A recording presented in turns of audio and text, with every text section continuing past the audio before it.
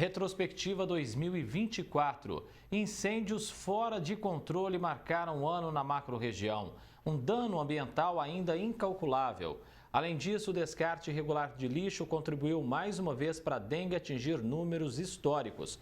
Confira os fatos que marcaram o meio ambiente na Retrospectiva 2024.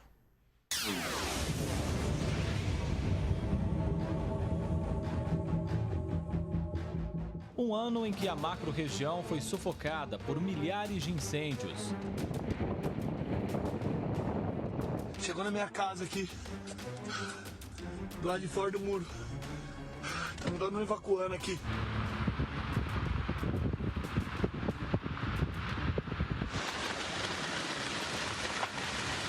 Grande parte do noticiário foi dedicado para destacar o enorme prejuízo causado pelas queimadas. Incêndios de grandes proporções foram registrados ao longo desta tarde de quinta-feira. Ontem, por exemplo, pelo menos 4 canaviais pegaram fogo na região de Ribeirão. Chega ao 4º dia um incêndio na estação ecológica de Jataí, em Luiz Antônio. E agora, André, essa situação do fogo, ela está ganhando contornos aí de desespero. A cidade de São Carlos e toda a região aqui no entorno da cidade foram bastante prejudicadas por conta dos incêndios. A cidade tem diversos pontos com fogo recorrente e tem dado trabalho para as autoridades. Cresce o número de incêndios em vegetação em Ribeirão Preto. O número também é alto em praticamente todo o estado. Isso tem preocupado autoridades e órgãos de combate. O estado de São Paulo registrou recorde de queimadas esse ano. Até setembro foram mais de 7.293 focos. Agosto foi o mês mais crítico.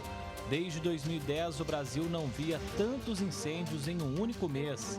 Rodovias foram interditadas, condomínios evacuados, escolas fechadas, empresas que tiveram que dispensar os funcionários por conta da fumaça sufocante.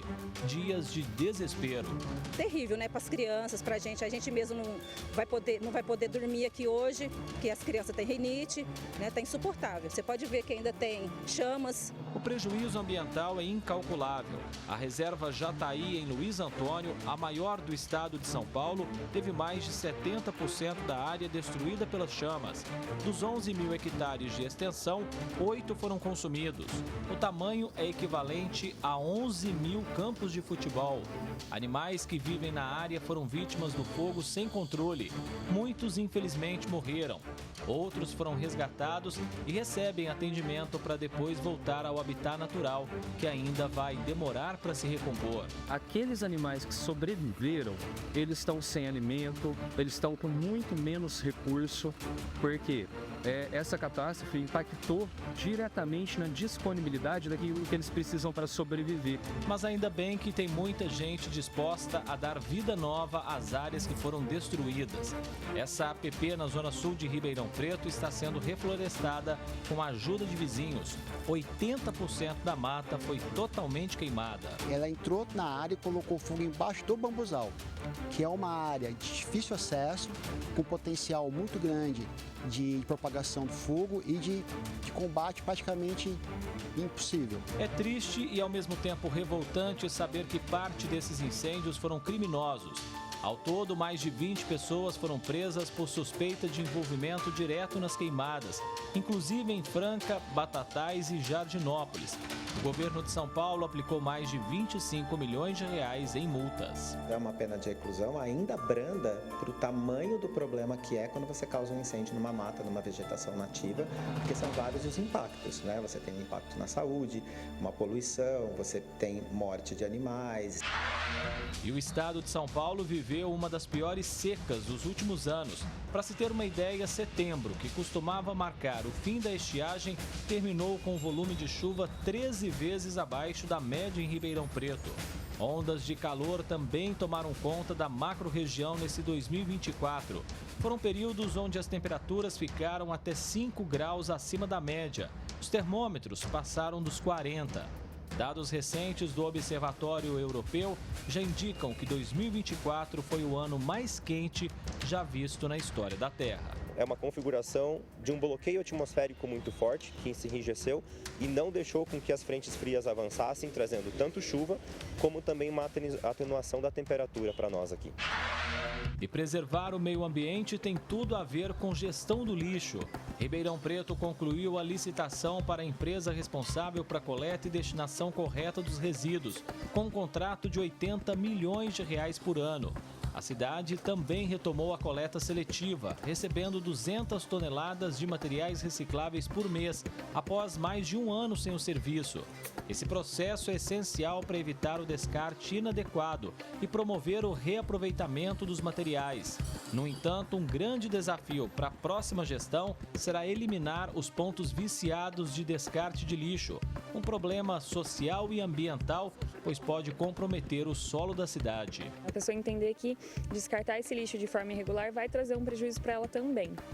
Então, essa conscientização é importante. A fiscalização é outro ponto importante que a gente tem que olhar por que essas pessoas não estão sendo autuadas. E ter lixo descartado em local impróprio significa colaborar para a multiplicação do mosquito Aedes aegypti, transmissor da dengue e outras doenças. Até dezembro, 43 mil casos foram confirmados em Ribeirão Preto. 21 pessoas morreram. E essas áreas sujas contribuem também para o aparecimento de escorpiões e outros insetos. Até outubro, o Ribeirão já tinha registrado mais de 1.200 ataques. Os escorpiões, eles ficam abrigados em locais úmidos, escuros, de pouca movimentação. Então, a gente tem que evitar esse tipo de ambiente na nossa casa. Então, evitar acúmulo de madeira, acúmulo de lixo, olhar se a nossa caixa de esgoto está com frestas, tampar ralos, tampar frestas de encanamento, tudo isso para impedir a entrada e a permanência dos escorpiões. Para tentar minimizar esse grave problema ambiental, a Prefeitura já conta com 8 ecopontos espalhados pela cidade, alguns inaugurados esse ano. Mas o número ainda não é suficiente para atender a demanda de uma cidade de mais de 700 mil habitantes. Um 2024 marcado pela seca, pelo calor, pelas queimadas, pelo sofrimento dos homens e também dos animais. Um ano onde o meio ambiente, mais uma vez, clamou por piedade.